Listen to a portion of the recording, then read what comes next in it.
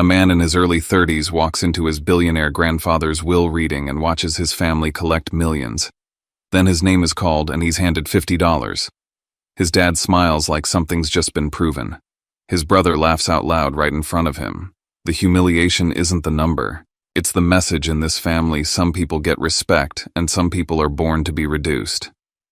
People say money doesn't change you, it just reveals you faster. So when you're cut down in public like that, what's the right move? Stay quiet to keep the peace, or step out of the victim role and force the truth into the open? Before we dive into today's story, let us know where you're tuning in from. It's always amazing to see how far these stories travel. And don't forget to subscribe so you won't miss what comes next. Now, let's hear him out. I arrived a few minutes early like I always did. Not because punctuality was some proud virtue in our family, pardon the joke, but because showing up early gave me something I rarely got when I was around them: space to breathe. The law office sat in Savannah's historic district, tucked behind a row of restored brick buildings that looked charming from the outside and cold on the inside. Everything in that office was meant to make you feel measured. Polished wood that swallowed fingerprints. Frosted glass that blurred outlines but never let you forget someone was watching. Leather chairs lined up with perfect symmetry, as if the room itself had decided who belonged where. I took the seat farthest from the head of the table without thinking.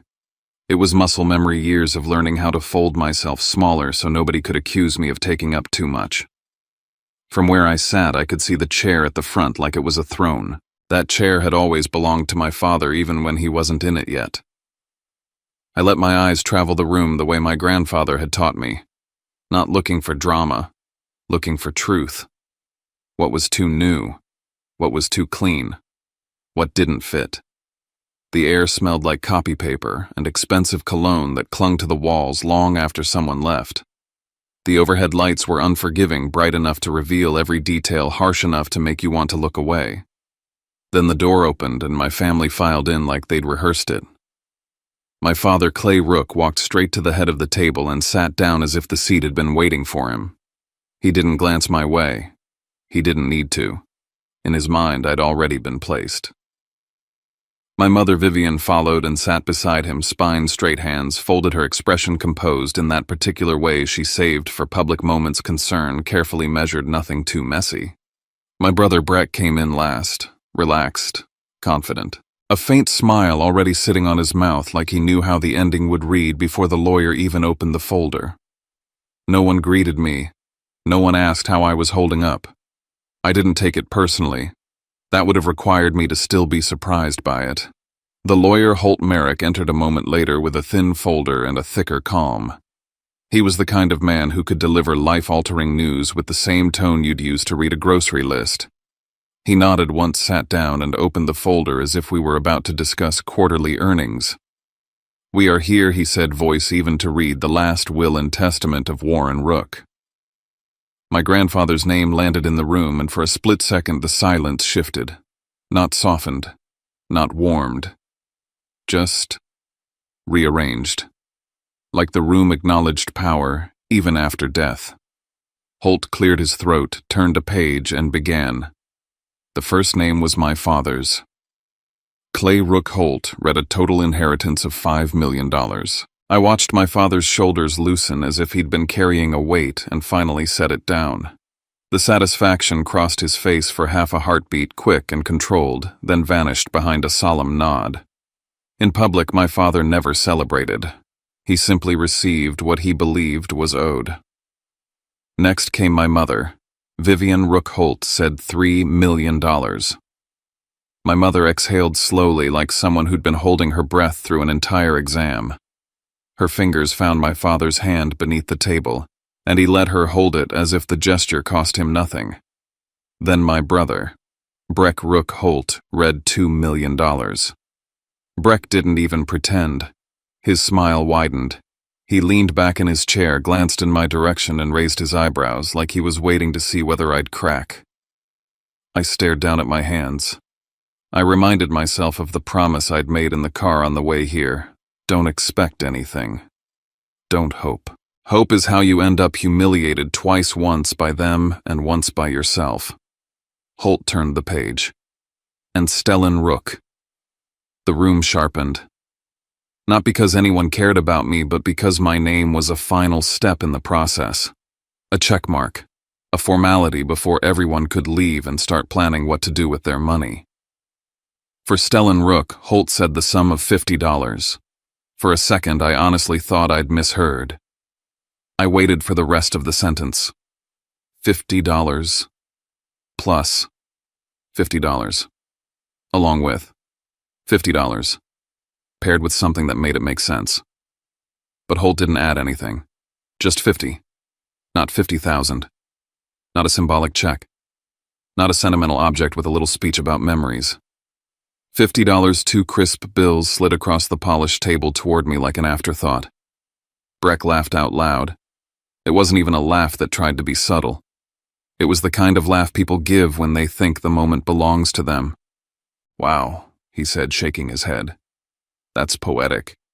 Someone else made a quiet sound, maybe a chuckle, maybe a cough. Chairs shifted. The room buzzed with that low, polite relief people get when they've just watched someone else take the hit instead of them. My father smiled. Not big, not open, just a small contained curve of his mouth that told me everything he believed. The kind of smile that said, "See, I told you." The kind of smile that said Dad knew who mattered. This proves something my father said lightly, like he was commenting on the weather. Dad always knew who was practical and who wasn't. My mother didn't look at me. Her eyes stayed on the table as if eye contact might make her responsible for what was happening. I said nothing. I didn't argue. I didn't ask why. I didn't demand an explanation. My silence wasn't noble. It wasn't even strategic at first. It was automatic, trained into me over years of being described as the easy one. The low-maintenance one. The one who didn't ask for much. What they really meant was the one who won't cause trouble. Holt slid a pen toward me. Please sign here. Professional. Neutral. Like my name belonged on a receipt. I picked up the 2 bills. They were new. Too new. Flat clean, almost stiff. They didn't feel like cash that had lived in anyone's wallet. They felt prepared, selected, delivered. And my grandfather, Warren Rook, had never been careless. Not with business. Not with numbers. Not with people. He built his empire on details. He used to say the world didn't run on loud declarations. It ran on quiet systems. I held the bills for a moment longer than I should have. The overhead light struck the paper at a certain angle and something caught. A tiny mark. So faint it could have been a scratch if you weren't looking for it. A thin line near the serial number. Not a stain. Not wear. Not random. My pulse shifted one beat heavier than another. I tilted the bills again. The mark stayed exactly where it was, like a deliberate decision. And suddenly a memory rose up so clearly it felt like my grandfather was standing beside me. If you want to hide the truth he'd told me once, put it where no one bothers to look. My throat tightened. The humiliation in the room didn't disappear, but it changed shape. It stopped being a dead end and started feeling like a door I hadn't noticed. I folded the bills carefully, too carefully for something worth $50, and slid them into my wallet like they were evidence. I think we're done here, I said quietly. No one stopped me. My father didn't look up. My mother stayed still. Breck laughed again behind me, lighter this time, like the moment had been successfully completed. I walked out of the law office into the late Savannah afternoon, the air heavy and warm against my face. The street outside was all brick and ironwork and tourists drifting by with iced drinks, unaware that my family had just reduced me to 2 bills in a cold room upstairs. I got into my car in the parking garage beneath the building. I didn't start the engine. I just sat there with my hands on the steering wheel, staring through the windshield at nothing. $50. Most people would have shoved it into a pocket and tried to forget the feeling. Some people would have torn it up. Some people would have thrown it back at them. I didn't do any of those things. I took the bills out again. Grandpa Warren had taught me to look closer, not because it made you paranoid, because it made you hard to fool. I smoothed the money across my lap and angled it under the dim garage light. There it was again, 2 separate marks, one on each bill. And when I leaned in, I saw something that made my stomach turn with certainty. A few digits in the serial number looked touched, not altered, gently underlined, almost invisible unless you knew where to focus. This wasn't damage. This wasn't an accident. Someone had done this on purpose. He had done this. The idea moved through me like cold water. My grandfather hadn't left me nothing. He'd left me something people wouldn't bother to read. I started the car and pulled out of the garage without going home first. My hands gripped the wheel tighter than usual, but my mind felt strangely clear. There was only one place in Savannah where my grandfather's name still carried weight without needing a title. The old bank he'd used for decades. And if those marks meant what I suspected they meant, then $50 wasn't my inheritance. It was the key. Savannah Heritage Bank sat downtown in a building that looked like it had been there before the city decided what it wanted to become. Tall ceilings, marble floors, brass details polished so often they looked new even when they weren't. Everything about the place told you the same thing: voices stay low here, and so do secrets. The moment I stepped inside, the air changed. Cooler, cleaner. The faint smell of paper and polish. People spoke softly at the counters, as if loudness itself would be considered suspicious. I approached the front desk and waited until the receptionist looked up. Her smile was practiced, pleasant, but distant. "I need to speak with the branch manager," I said, keeping my voice steady. "It's about my grandfather, Warren Rook." Her expression shifted, not into shock, not curiosity, something closer to recognition, like a name that came with instructions. "One moment, please," she said, already reaching for the phone. While she spoke in a low voice, I stood there and watched the lobby. A man in a suit sat with his hands clasped, eyes on the floor. A teller counted bills with the kind of calm you only get when your job is accuracy, not speed. A security guard glanced my way once, then looked away, uninterested but aware. The receptionist hung up and offered a polite nod. "Mr. Langford will see you. Please follow me." She didn't ask why. She didn't ask which Warren Rook. She didn't ask anything at all. She led me down a hallway that felt quieter than the lobby, the carpet muffling footsteps. At the end was a door with frosted glass and a nameplate, "Langford Branch Manager." She knocked once and opened the door. Mr. Langford stood as I entered. Gray hair, sharp eyes, the kind of face that didn't waste expressions. He offered his hand. "Mr. Rook," he said. "Not sir, not Stellan, just my last name like a file." I shook his hand and sat when he gestured toward the chair across from his desk. His office looked like a place built for control. Everything aligned. Nothing personal. The desk surface was clean except for a small lamp and a thin stack of documents arranged precisely. "How can I help you?" he asked. I didn't give myself time to doubt.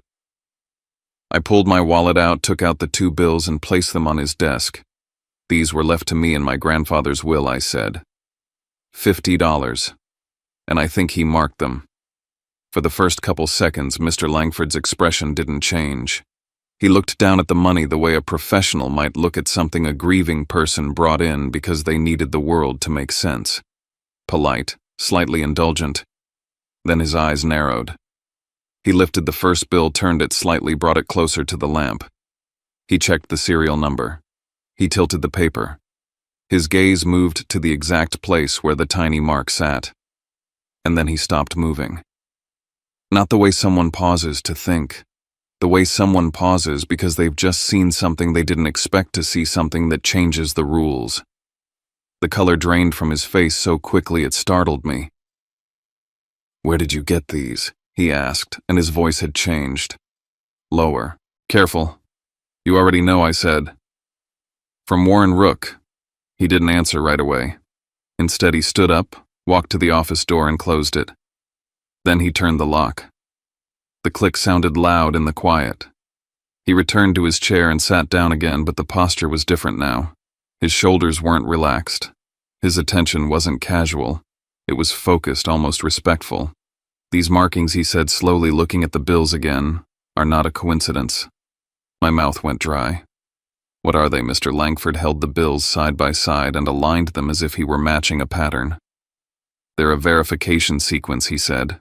"A kind of proof. Proof of what I could feel my heartbeat in my throat, steady but hard." He looked up at me for a long moment like he was deciding how much truth I could handle in one sitting. "If I'm right," he said, "you're the only person who could have brought these to me." I blinked. Why, he set the bills down gently, almost carefully, and folded his hands on the desk. "Because your grandfather left something outside the will," he said. The sentence landed like a weight. Outside the will meant outside the room where my father smiled and my brother laughed. Outside the official story everyone thought they owned. Mr. Langford reached for a file drawer and pulled out a thin folder. He didn't open it yet. He simply rested his hand on it as if touching it required permission. "Before we go any further," he said, "I need to confirm your identity." I nodded, hands slightly unsteady, as I handed him my ID. He examined it, typed something into his computer, and waited for the screen to respond. For a second, his face went still again, but this time it wasn't shock. It was recognition, like a puzzle piece clicking into place. He looked back at me, and the respect in his eyes was unmistakable now. "It's exactly as he said," he murmured. "As who said?" I asked, my voice barely above a whisper. "Your grandfather," he replied. He opened the folder at last, revealing a document with my grandfather's name printed at the top and a set of instructions below it. The language was precise, controlled, the kind of writing you use when you expect people to try to bend the truth. "There's a private deposit box here," Mr. Langford said, "registered solely to Warren Rook. It exists outside probate, separate from the will entirely. We were instructed not to disclose it to anyone." My stomach tightened. Unless someone came with proof," he said, and he tapped the two bills lightly with one finger. These markings were part of a system he designed himself. He believed numbers tell the truth if you know how to read them. That sounded like my grandfather so perfectly it almost hurt. Mr. Langford leaned back slightly. "If you choose to proceed," he said, "I can take you to it. But once we open that door, there are protocols, paperwork, protections. Your grandfather was very clear." Outside, the city moved on. Tourists wandered. Cars passed. People laughed in the distance. Inside this office, the air felt charged, like the room had become a sealed container for a truth no one else was meant to touch. I looked at the bills on his desk, the same $50 my family had laughed at. And for the first time since the will reading, the cold, hollow feeling in my chest shifted into something else. "Focus. Take me to it," I said. Mr. Langford's expression didn't soften, but he nodded once, as if he'd been waiting to hear those exact words. "Very well," he said. "Let's begin." "Very well," Mr. Langford said. "Let's begin." He didn't rush. He didn't gesture dramatically. He moved the way people move when every step has a procedure attached to it. He gathered my ID and a couple of forms from his desk, then opened a drawer and removed a keyring that looked too plain for what it represented. "Walk with me," he said. The hallway outside his office felt colder than the lobby, like the building saved its true temperature for the places where money stopped being money and became something else: records, obligations, leverage. Our footsteps were soft on the carpet, swallowed before they could echo. He nodded to a security camera in the corner as we passed, not performing for it, just acknowledging it like you would a person you worked with every day. We reached a door that didn't look like much until you stood close enough to notice what it was made of. Steel beneath paint. A keypad set flush into the frame. A small scanner with no label. The kind of door you wouldn't even register if you weren't told to look for it. Mr. Langford paused and looked at me. "Before we go in," he said, "I'm going to verify you again. This is not personal. It's protocol." "I understand," I said, though my throat was dry. He compared my face to my ID like a man who'd been trained to trust documents only after he trusted his own eyes. He entered a code on the keypad, then used one of the keys. There was a soft mechanical sound, something precise, unlocking something heavier than it appeared. Then he pressed his thumb to the scanner. A small green light blinked. The door released with a quiet click that felt loud in my chest.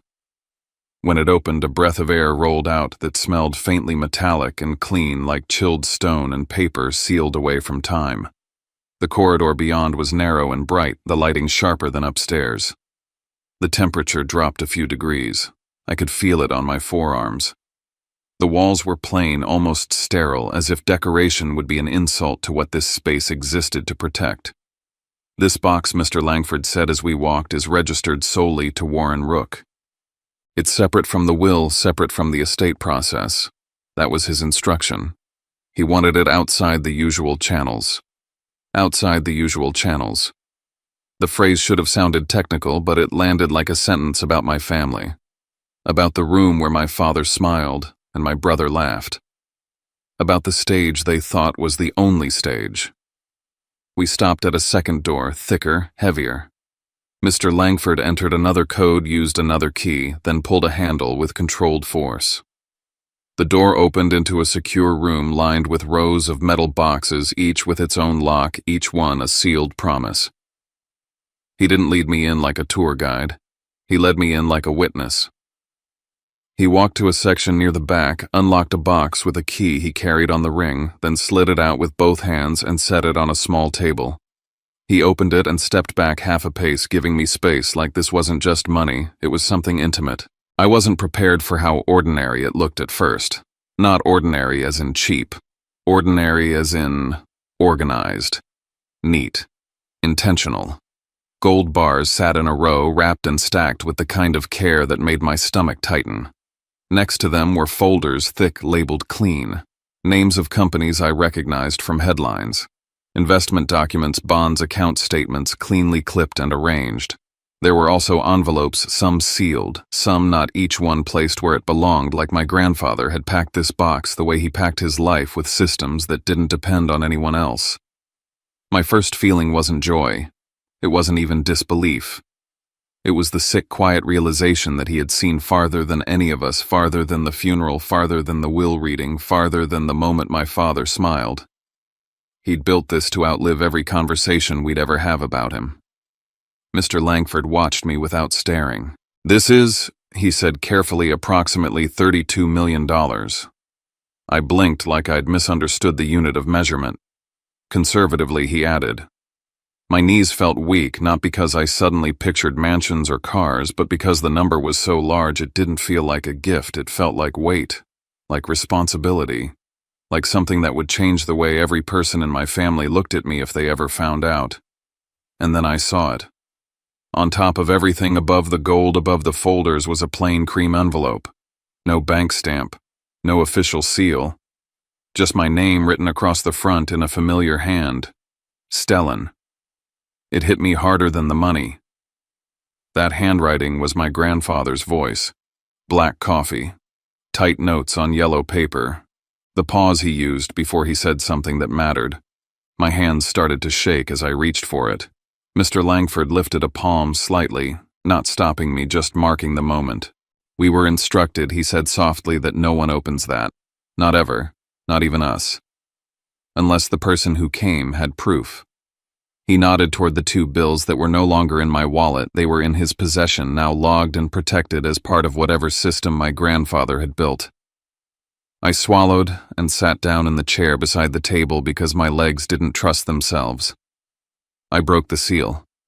The paper inside was folded neatly, like he'd taken his time. Like he knew I would take mine. "My dear Stellan, if you're reading this, it means you saw what everyone else would have missed. That already tells me I was right."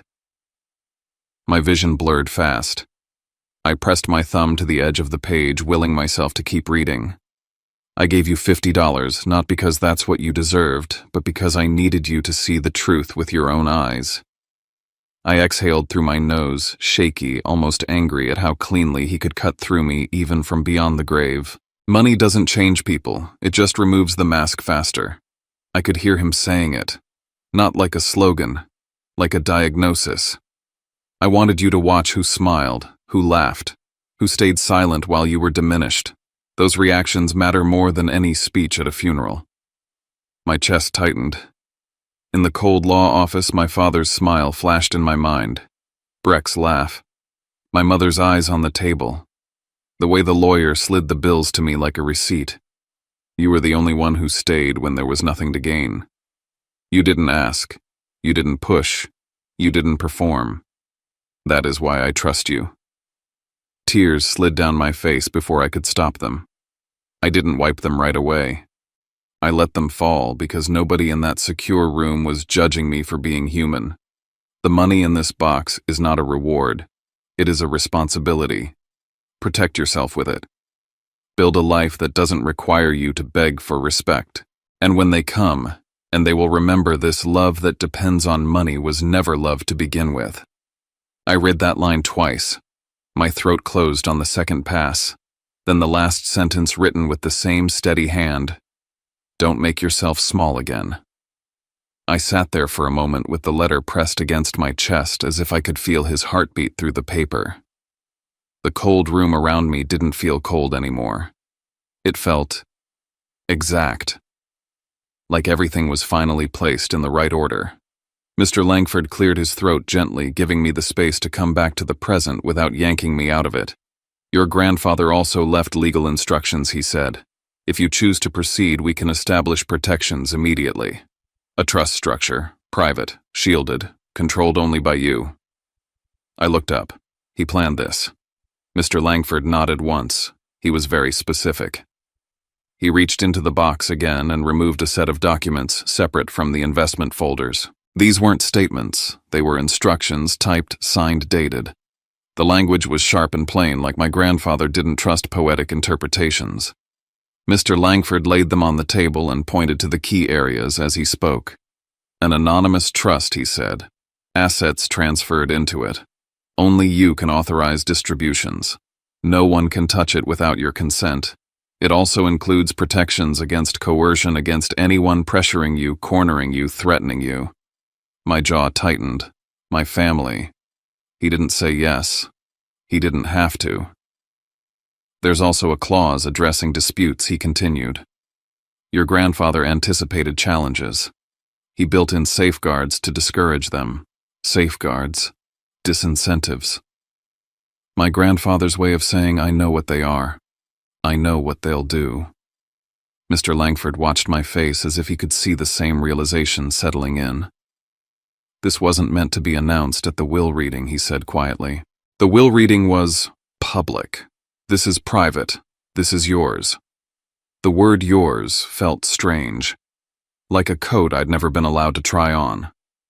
I folded the letter carefully back into the envelope and held it like something fragile and indestructible at the same time. I looked down at the gold bars again, the labeled folders, the clean stacks of paper. My grandfather had left my father and brother money they could celebrate openly. He left me something else, something that demanded I grow a spine strong enough to carry it. Mr. Langford slid the legal instructions into a separate envelope and sealed it. We'll take this step by step, he said. You don't have to decide everything today. But I do recommend you speak with the attorney your grandfather named. It would be wise. Wise. That was another word my family had never used about me. Easy. Sweet. Quiet. Those were my labels. I stood carefully still, unsteady, and took one last look at the box before Mr. Langford began to secure it again. I didn't ask to touch the gold. I didn't ask to count anything. The number wasn't what made my hands shake. It was the clarity. Back upstairs, as we walked toward his office, I felt as if I was carrying two different realities at once. The one my family knew Stellan with $50 and a silent face, and the one my grandfather had carved out for me Stellan with a key in his pocket and a door behind him that only he could open. By the time we reached Mr. Langford's office again, I understood something that made my stomach sink. If my grandfather planned this so carefully, then he also knew exactly what would happen when the wrong people caught the scent of it.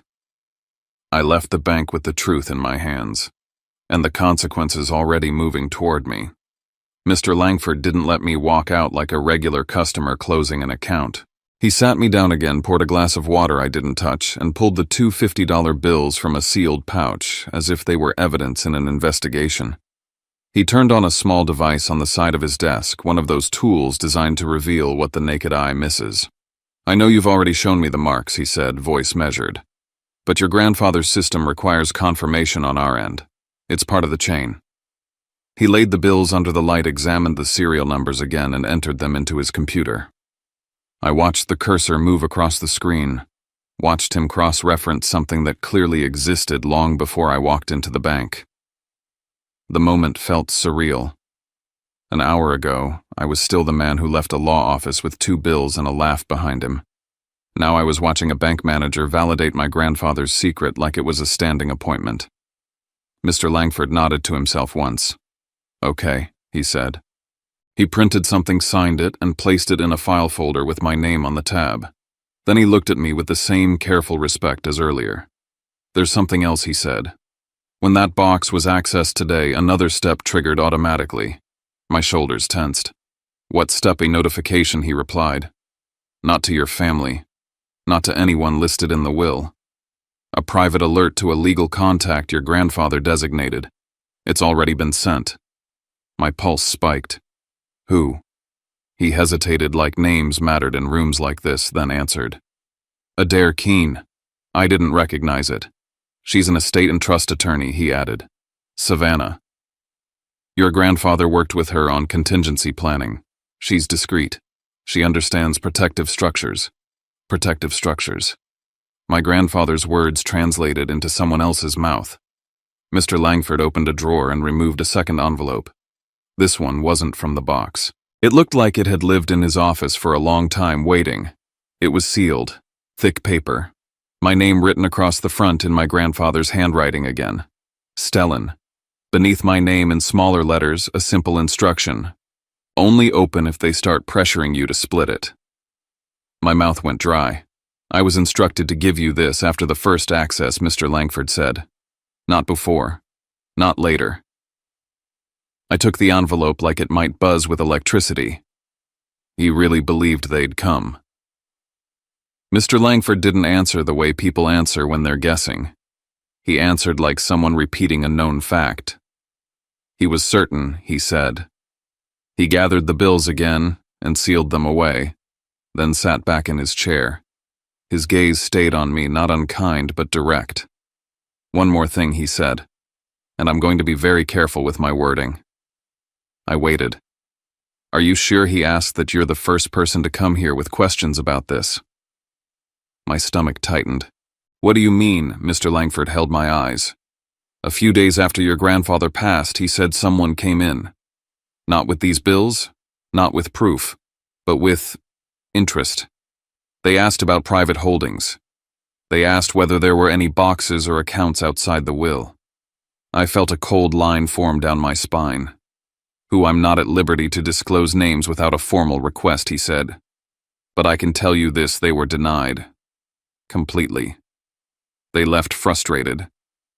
My mind flashed to the hospital room, the way my father checked his watch, the way Breck stood near the door, the way they all seemed busy but never stayed long. I'd thought they were avoiding discomfort. I thought they didn't want to sit with dying. Maybe they were simply already looking for the exit routes. Mr. Langford's voice lowered slightly. "Your grandfather designed the verification marks because he believed people would try to force their way in." I stared at the sealed envelope in my hands. The paper suddenly felt heavier than gold.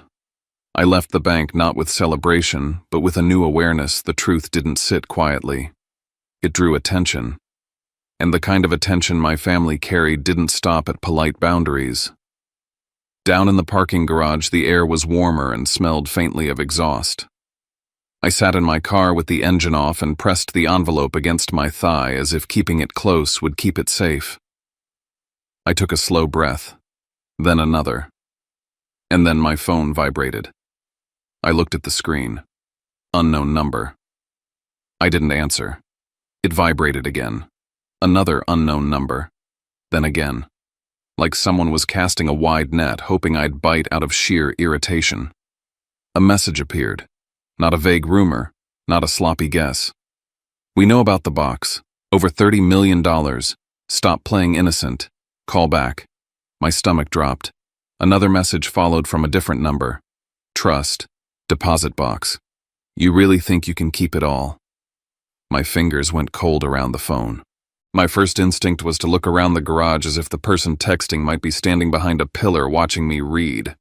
I didn't see anyone. That didn't help. I set the phone face down on the passenger seat and stared at the steering wheel until the leather grain came into focus. My grandfather's voice floated up again, calm and clean.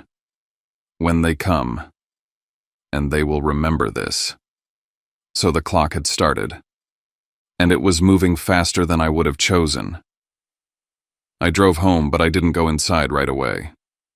I sat in the car for a few extra minutes and watched the street like I'd suddenly become someone who needed to. The calls kept coming. Voicemails stacked up without words. Some were silent. Some had breathing. One had a faint laugh before it cut off. It wasn't just curiosity, it was pressure. I went upstairs and locked my door, then placed the sealed envelope on my kitchen table, as if it were a live thing. My apartment looked the same as it had that morning, modest, quiet mine, but the air inside it felt different, like the walls had started listening. I didn't call my father, I didn't call my mother, I didn't call Breck. Not because I was brave, because I knew that if I called even once, I'd be back in the old pattern, explaining, apologizing, shrinking. And the second I started shrinking again, they'd remember exactly how to handle me. Instead, I called Mr. Langford. He answered on the second ring. Mr. Rook. My phone won't stop, I said. Someone knows. They know too much. There was a brief pause. I assumed this might happen, he said carefully. Your grandfather anticipated leakage. That's why the alert went out. To Adair Keene, I said. Yes, he replied. If you haven't spoken to her yet, I recommend you do so immediately. I hung up and searched the name. The number came up quickly. I hesitated only long enough to listen to my own breathing. Then I called. A woman answered, voice calm, precise. Adair Keene. My name is Stellan Rook, I said. Warren Rook was my grandfather. Mr. Langford said you'd be expecting I am. She cut in gently, not rude, just efficient. Can you come in tonight? I'd rather not do this over the phone. Yes, I said. Tell me where. Her office was in a renovated building not far from the courthouse clean lines, warm, lighting the smell of fresh paper and black coffee. Not cozy in a sentimental way, cozy in a controlled way, like everything here existed to keep messy people from getting inside your head. Adair Keene was in her late 40s, sharp-eyed hair pinned back, the kind of person who didn't waste time trying to charm you. She listened as I laid everything out on her desk, the letter from my grandfather, the documents Mr. Langford had provided, and finally the two $50 bills which I'd been allowed to carry only after they were logged. When I showed her the faint markings, she didn't gasp. She didn't smile. She simply nodded like she'd seen my grandfather's fingerprints in decisions like this before. He built an identification mechanism into currency, she said almost to herself. That's very Warren. I swallowed. My family already knows there's money. They're calling from different numbers. They're circling. Adair didn't look surprised. She opened the legal packet and scanned quickly, then looked up. Your grandfather didn't just leave you assets, she said. He left you insulation. Insulation, I repeated. A structure that keeps people from forcing you into a corner, she said. Anonymous trust options. Consent controls. Protection language against coercion. And this matters, there's a dispute clause tied to the inheritances your father, mother, and brother received. I leaned forward. What kind of clause? She held my gaze. If they attempt to challenge certain aspects or pressure outcomes through legal action in specific ways, they risk triggering consequences that can restrict or redirect what they received. It's designed to make bullying expensive. My heart beat harder, not out of excitement, but out of understanding. My grandfather didn't want me to win an argument. He wanted me to survive the kind of people who treat family like a weapon. Adair slid my grandfather's letter back toward me. He set the stage at the will reading for a reason, she said. He wanted you to see how they behave when they think you're powerless. And he wanted them to reveal themselves before they knew the truth. I thought of my father's smile, Breck's laugh, my mother's eyes on the table, the room full of quiet chairs and whispered relief. I nodded slowly. So what do I do now? Adair tapped the documents. We move first, she said. We formalize protections. We don't wait until they show up at your door, because they will. The words landed, and almost on cue my phone buzzed again on the desk between us. Unknown number. I didn't pick it up. Adair watched the screen light up, then looked at me like she was making a decision. "Go home," she said. "Lock your door. Don't engage. If they contact you, you document. If they come in person, you don't let them push you into a private conversation without counsel." I left her office with my grandfather's letter in my jacket pocket and a new folder in my hands, one that felt like the beginning of a wall I'd never been allowed to build before. By the time I reached my apartment, it was fully dark. The hallway outside my door was quiet in that late evening way, the kind of quiet that makes every small sound feel like a warning. Inside, I set my keys on the table and tried to breathe like a normal person. My phone buzzed again. I didn't look. I took one step toward the kitchen to pour myself water. That's when the knock came. Not polite, not tentative. 3 sharp hits, fast and impatient, like the door owed someone an answer. My body went still. I walked to the door without turning on extra lights. I leaned in and looked through the peephole. A familiar stance filled the frame, shoulders squared, weight set forward, the posture of someone who never knocks unless he expects to be let in. And behind him, just off to the side, a second figure shifted, too comfortable to be a stranger. My stomach tightened as my hand hovered over the deadbolt. They hadn't even waited for me to process the truth. They'd come to collect it. I stood on the other side of the door for a full second after seeing them through the peephole, long enough to register the familiar posture, long enough to understand that whatever was about to happen, it wasn't a visit. It was a claim. I unlocked the door. I didn't say a word before my father stepped forward and crossed the threshold as if my apartment were an extension of something he already owned. His eyes swept the space immediately, walls, furniture, the narrow kitchen, the small table by the window, like an inventory check. My mother followed, lips pressed together in that practiced expression of concern she used when she wanted credit for feeling something without having to choose a side. Breck stayed near the doorway, leaning casually against the frame, arms crossed, watching me like I was the evening's entertainment. No one asked to come in. No one waited to be invited. "Still living small," my father said, glancing around. Interesting. It wasn't an observation. It was a judgment, a reminder. In his mind, my modest apartment was proof that I had never really belonged in my grandfather's world. Breck laughed softly. "Guess $50 doesn't stretch very far these days." I closed the door behind them and locked it. Not because I thought it would stop anything, but because the sound grounded me. A clean click. A boundary, even if it was only symbolic for now. "Why are you here?" I asked. My father turned toward me slowly, as if surprised I'd spoken at all. "Don't act like you don't know," he said. "We need to talk." "Talk." Breck echoed, grinning. "That's generous." I stayed where I was, near the kitchen counter, keeping distance between us without making it obvious. I kept my voice even. Calm wasn't kindness. Calm was defense. "If you're here about the will," I said, "there's nothing to discuss." My father scoffed. "Don't insult us," he said. "We know about the account." The word landed heavy. The box, he continued, watching my face closely. "The trust structure. Roughly 30 million, give or take." There it was. Not a guess, not a rumor, not curiosity. Information. My chest tightened, but my expression didn't change. Inside, something rearranged itself.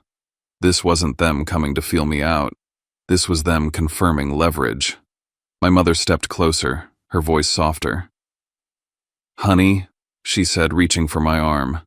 I shifted just enough that her hand missed me. She didn't comment on it. "This doesn't have to turn into something ugly. We're family.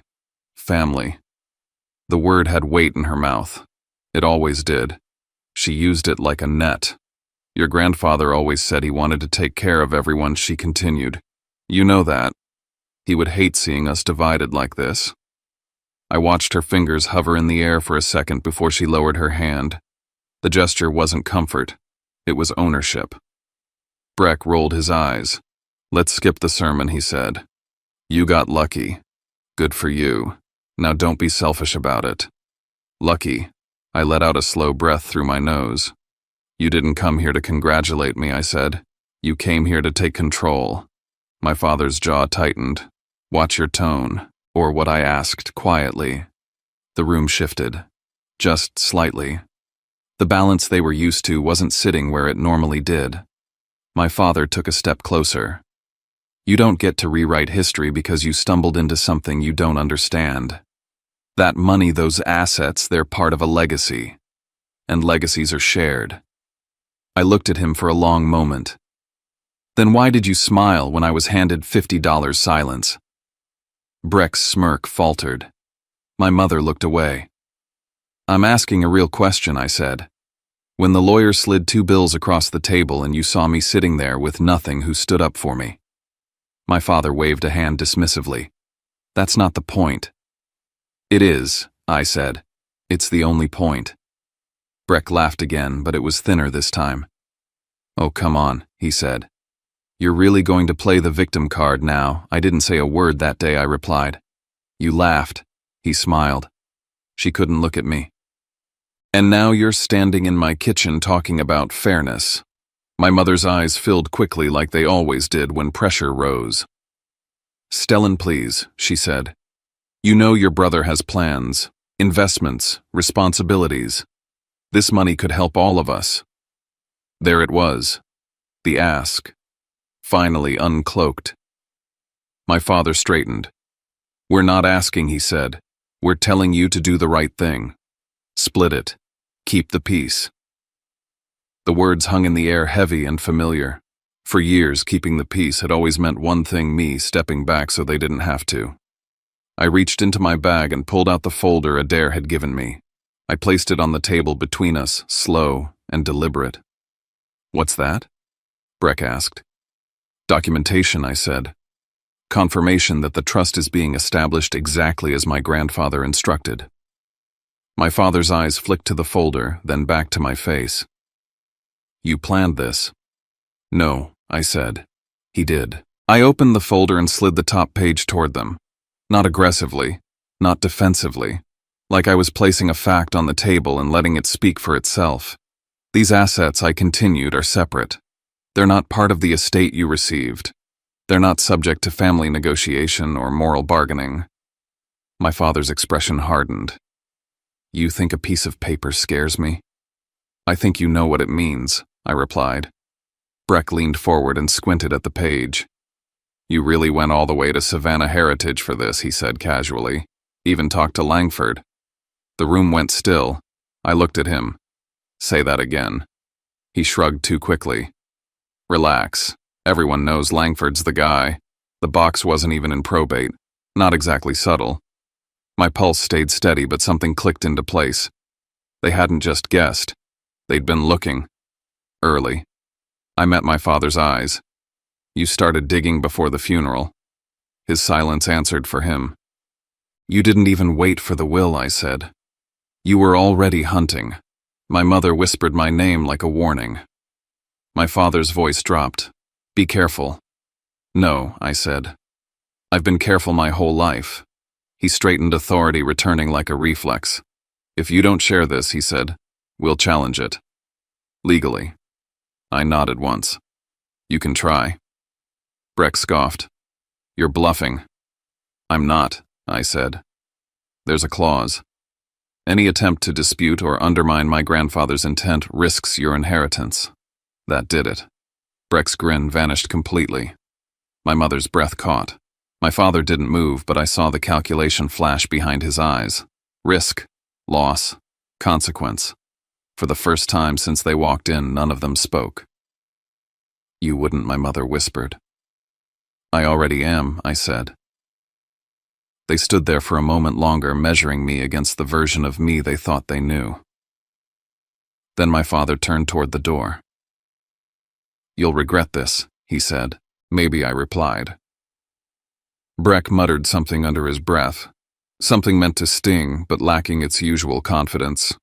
My mother lingered, torn between pleading and punishment, then followed them out. The door closed behind them. The apartment fell silent. Not peaceful. Not yet.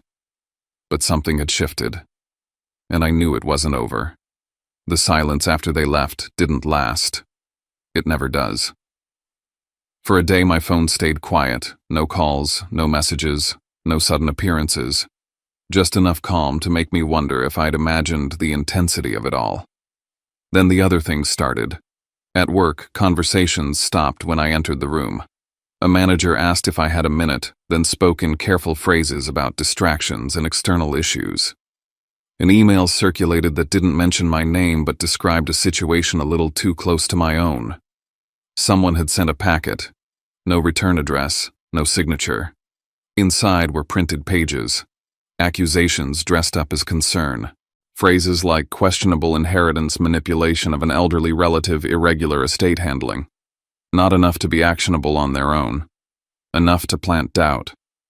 I didn't need to ask who sent it. When I got home that night, I noticed something else. I'd been removed from the family group chat. My name disappeared from the shared calendar. Birthdays passed without messages. Holidays came and went without a word. It was punishment, clean and quiet. I sat on my couch and stared at my phone longer than I should have, wondering if this was the cost of finally saying no. The next morning I went back to Adair. She didn't look surprised when I laid the anonymous packet on her desk. She flipped through it quickly, expression sharpening. "This is escalation," she said. "Predictable."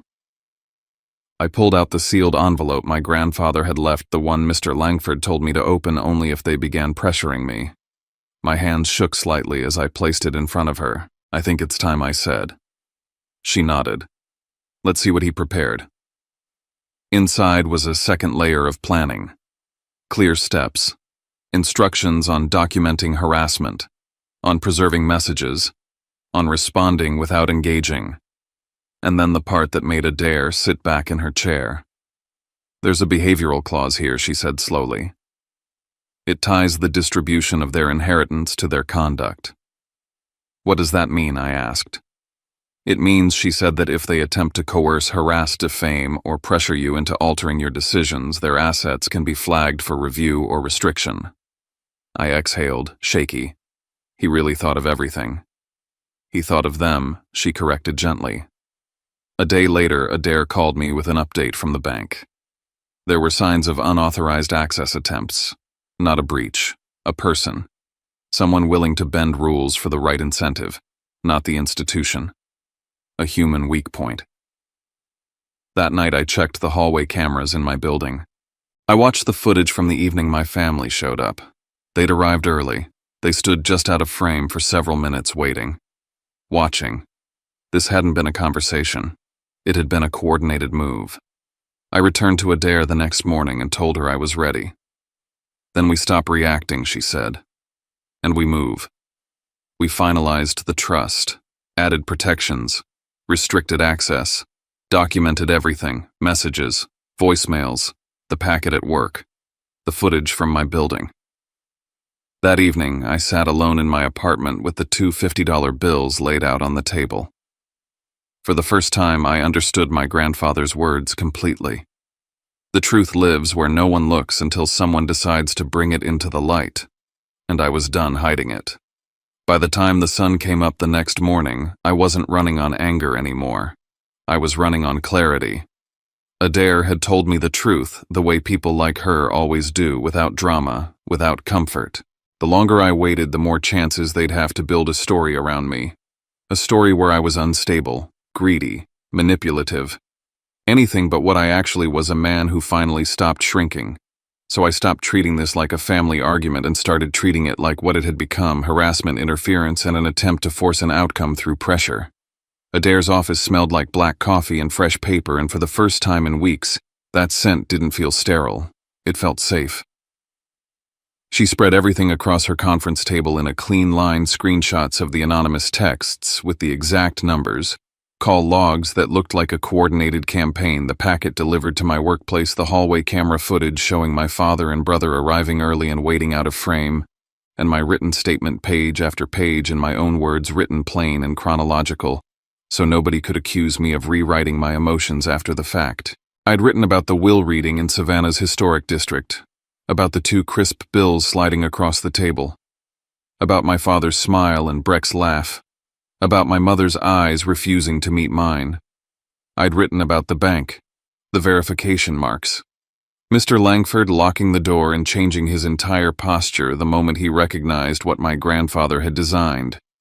I'd written about the moment the calls began and the moment my family showed up at my apartment like they were stepping into property. Adair read my statement once without interruption, then placed it back in front of me. "Good," she said. "It's not emotional. It's factual. It shows pattern." "What happens now?" I asked. "We file," she said. "Emergency hearing request. Protective measures. We force the timeline into the open." The word open made my chest tighten. I'd spent most of my life surviving by staying quiet and staying out of sight. But my grandfather hadn't built that system so I could hide behind it. He built it so I could stand in front of it without getting crushed. Adair made one call while I sat there, hands folded, listening to her voice shift into the calm authority people automatically obey when they hear it. Then she hung up and looked at me. "Court tomorrow," she said. "Morning docket." I didn't sleep much that night. Not because I was afraid of them exactly, because I was finally awake to what they were capable of and to what I was. The next morning I walked into the courthouse in Savannah with Adair beside me. The building wasn't grand, but it carried its own weight marble that had seen thousands of people try to tell their version of the truth, fluorescent lights that didn't flatter anyone, and security lines that reminded you the law was not a suggestion. It was a boundary if you knew how to claim it. In the hallway outside the courtroom, I saw them.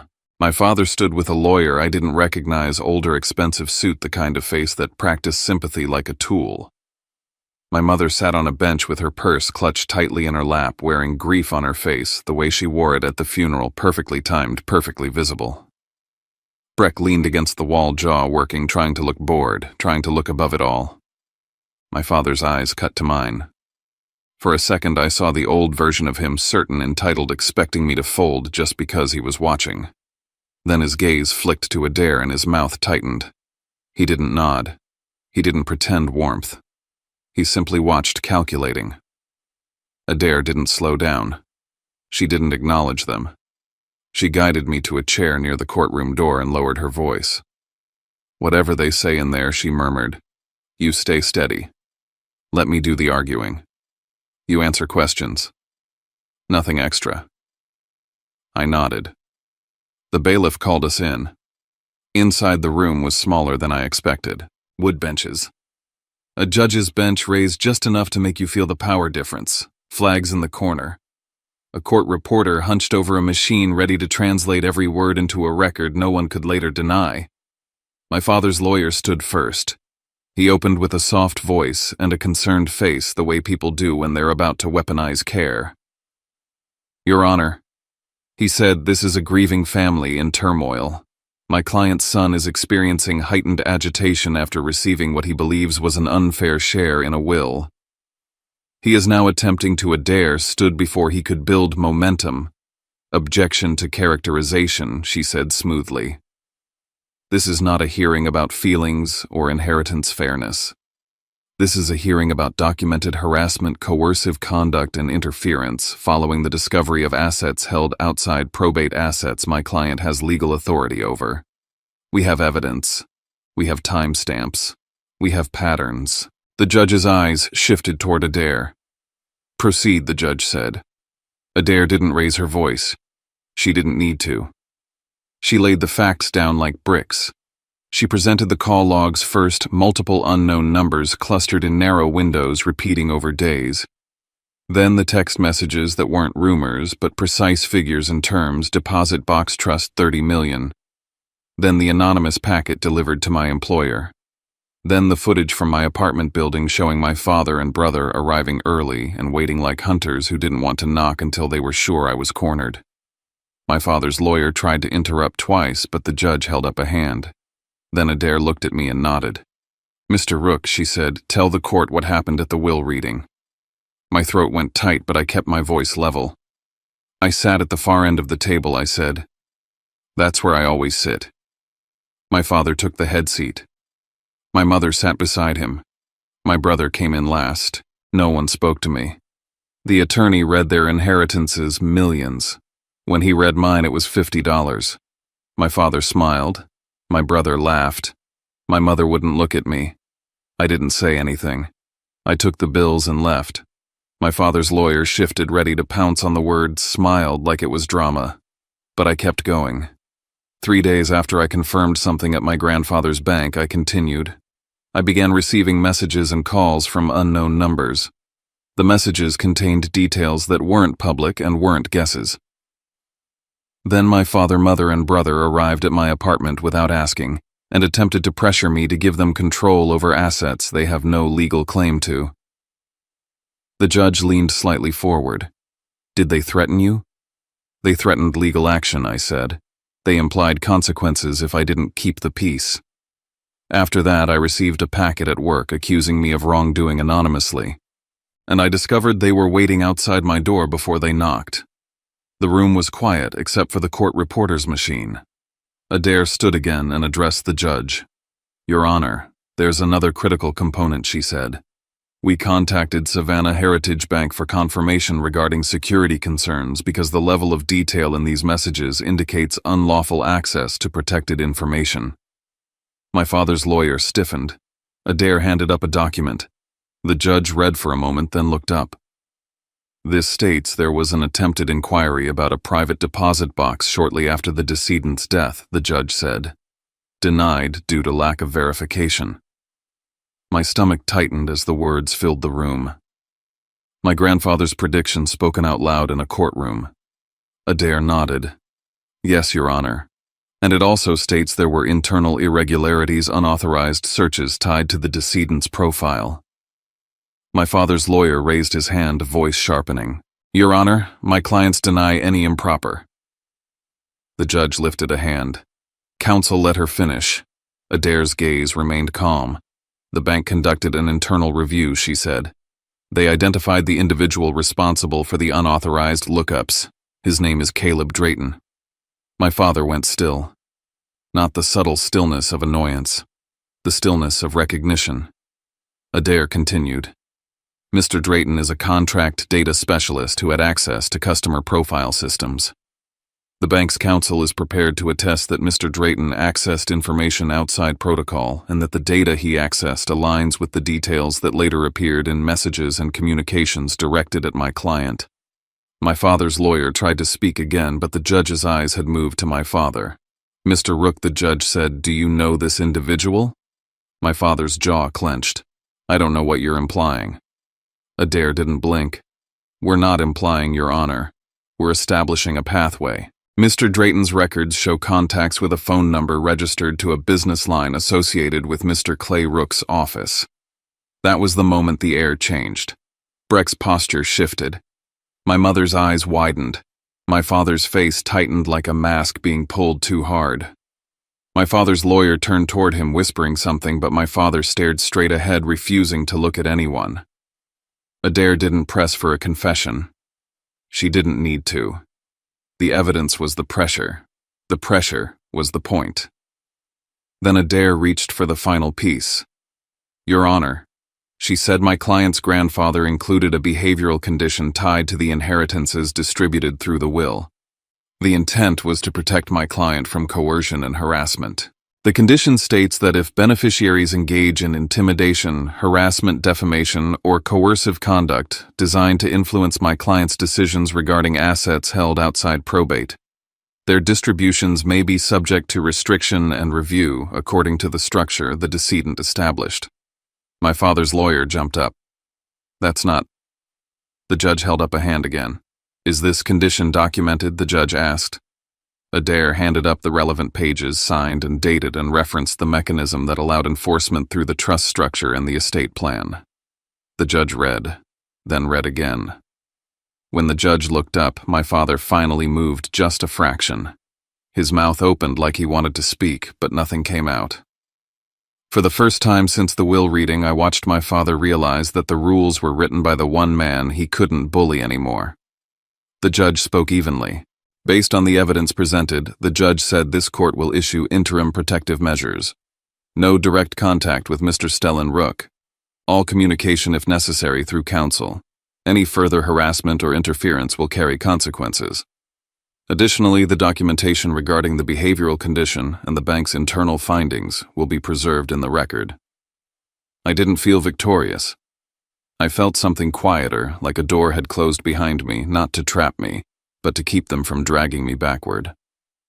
Outside the courtroom, the hallway was crowded with people who had their own crises, their own stories. We stepped into it, and the noise rushed in. Footsteps, murmured conversations, the squeak of shoes on tile. My father moved toward me immediately, anger breaking through his restraint. "This is insane," he hissed. "You're humiliating your mother. You're destroying this family." Adair stepped between us so fast it almost startled me. "Mr. Rook," she said clearly, loud enough that nearby heads turned, "you are not to approach him. The court's instructions are explicit." My father stopped, chest rising and falling, eyes burning. He looked like a man standing outside a locked door, furious that it wouldn't open just because he demanded it. Breck scoffed, trying to salvage confidence. "Congrats," he muttered. "You got your little show." I turned my head toward him. "You weren't laughing at the will reading because it was funny," I said quietly. "You were laughing because you thought it proved I'd always be beneath you." His lips curled. "You want the truth," he said. "We knew there was something.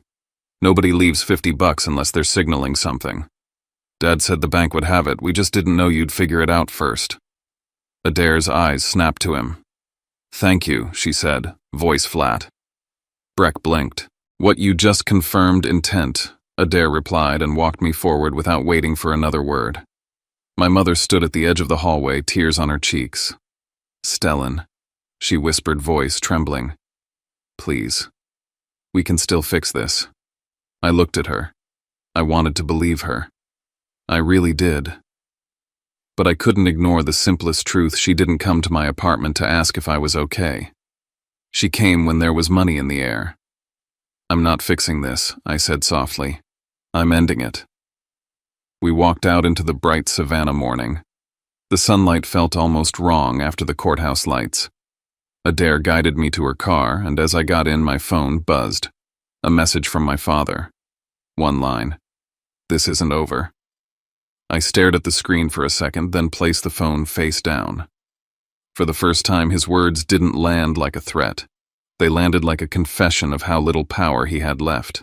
A week later, I sat in Adair's office with a pen in my hand, staring at the line where my signature would go.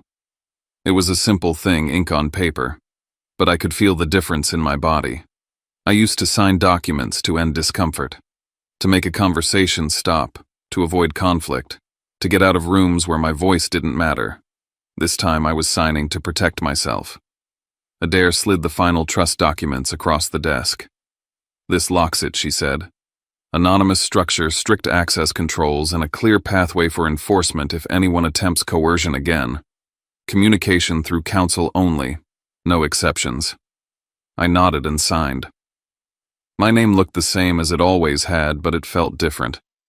It felt like it belonged to someone who wouldn't be moved by a smile, a laugh, or a tear. When I finished, Adair gathered the pages, clipped them neatly, and placed them into a file. "You did what your grandfather wanted you to do," she said. "You stood up without turning into what they tried to paint you as." I didn't respond right away. I wasn't sure I believed I'd done anything heroic. I'd simply done what I had to do to breathe. On my way out, Adair handed me an envelope. "This came in from the bank," she said. "Final summary, and something else." At home, I opened it at my kitchen table. The bank's letter was direct. It confirmed the internal investigation findings, confirmed that Caleb Drayton's access was unauthorized, confirmed disciplinary action, and noted that records had been preserved. It didn't say my father's name, but it didn't need to. The pathway had been documented. The timeline was now a matter of record, not rumor. Underneath the bank's letter was a smaller note from Mr. Langford. Short, precise. "Mr. Rook, your grandfather anticipated human weakness. He told us to expect pressure. I'm sorry you experienced it. The bank has taken action. You are secure." Beneath that, a final line in Mr. Langford's careful handwriting. "He would be proud you didn't flinch." I stared at that sentence until my eyes stung. Then my phone buzzed again. My mother. A long message. Soft words. Vague regret. a request to talk like a family, a reminder of how hard this has been for everyone. A minute later, my father sent another message, shorter, colder. "We can handle this privately. Call me." Breck didn't write at all. His silence was its own kind of message. I didn't reply to any of them, not because I was punishing them, because I'd finally learned the difference between conversation and control. If they wanted access to me, they could go through the one place they hated losing to the law. 2 days later, I drove out to my grandfather's old house. Not the one the family posed in front of when there were cameras, but the one he actually lived in, the place that smelled like old books and polished wood and black coffee that had cooled in a mug while he thought through numbers. The river sat nearby, steady and indifferent. Savannah always had that quality, the feeling that time moved whether you begged it to stop or not. Inside, everything was exactly where I remembered it. The chair by the window, the desk with the tight handwriting columns of numbers like a private language, the faint creak in the floorboard near the hallway that my grandfather used to avoid without thinking. I walked to the chair and sat down slowly. For a long time, I didn't do anything. I just listened to the house settle, the soft hum of quiet, the kind of quiet my grandfather respected. My mind replayed the sequence like a chain, the will reading the $50, the marks, the bank, the box, the letters, the calls, the apartment, the packet at work, the courthouse, the name Caleb Drayton, the look on my father's face when the judge held up the documents. My grandfather hadn't designed a puzzle for entertainment. He'd designed a test of character. He gave me $50 because it would hurt. Not because he wanted me to suffer, but because he knew that if it didn't hurt enough, I would go right back to being easy. Right back to being quiet in a way that erased me. Right back to accepting humiliation as the cost of belonging. He needed the moment to be undeniable. He needed me to see who they were when they thought I had nothing. And he needed me to see who I could be when I refused to beg. I opened the drawer of his desk and found a small envelope tucked beneath a stack of yellowed notes. My breath caught when I saw my name. Stellan. It wasn't dramatic. It wasn't a reveal meant for anyone else. It was a final kindness hidden where only I would bother to look. Inside was one page folded once. "If you found this, it means you came here when the noise got loud." I smiled, small, involuntary, because that was him, plain-spoken, certain, never wasting words. You don't owe anyone your life just because they share your blood. You don't owe anyone your silence just because they call it peace. He had underlined the last word lightly, like he did in his notes when something mattered. Peace isn't the absence of conflict, it's the presence of boundaries. My throat tightened. I read the next line slowly. Keep your life simple on the outside. Keep it strong on the inside. Let the law handle what your heart can't fix. And don't confuse guilt with love. At the bottom, he'd written one final sentence in the same steady hand. When you stop asking permission to exist, you become impossible to control. I held the paper against my palm for a moment, then folded it back and placed it carefully in my jacket pocket. When I left the house, I didn't feel high. I didn't feel triumphant. I felt settled. Back in my apartment, life didn't transform into a movie ending. My job was still my job. My mornings still started with coffee. The world still moved. But something inside me had been rewired. I kept the trust quiet. I didn't buy a bigger place. I didn't post anything online. I didn't let money become a new kind of noise. I built a plan with a dare that honored my grandfather's spirit, steady investments, long-term security, privacy. A life that didn't broadcast itself just to prove something to people who would never be satisfied anyway. My father tried a few more times. His messages shifted from threats to bargaining. My mother's messages shifted from pleading to wounded silence. Breck eventually sent one line that tried to sound casual. "So you're really going to do this forever?" I never answered. Instead, I kept a file. I kept dates. I kept evidence. And I kept my boundaries so clean they couldn't pretend they didn't see them. One night, I took the two $50 bills out and laid them on my table the way I did in the parking garage under the law office. Under a lamp, the marks were still there, faint and deliberate. I didn't see them as humiliation anymore. I saw them as the moment my life changed direction. My grandfather didn't leave me $50. He left me sight. He left me a way to understand what silence had been doing to me all those years, how it had protected me, yes, but also how it had made me disappear for other people's comfort. Now silence meant something else. It wasn't the place where I vanished. It was the place where I belonged to myself.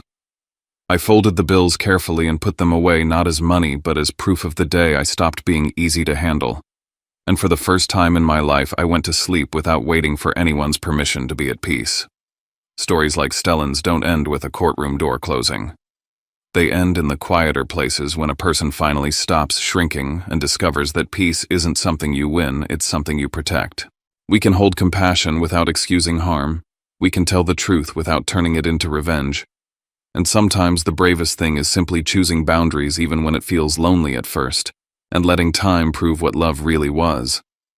Maybe that's the real takeaway for all of us. When people only reach for you when there's something to take, it's okay to step back. We don't have to punish anyone to move on. We just have to stop offering ourselves up as the price of keeping the peace. If you felt something in this confession, you're not alone. If you'd like to keep listening with us, more stories, more hard truths, more gentle reminders that we can start over, subscribe and stay close. It's less about a button, more about joining a space where people are allowed to heal out loud. And if you want to leave a few words in the comments where you're listening from, or the moment that hit you the most. Thanks for being here with us. Take care of yourself, and I'll see you in the next story.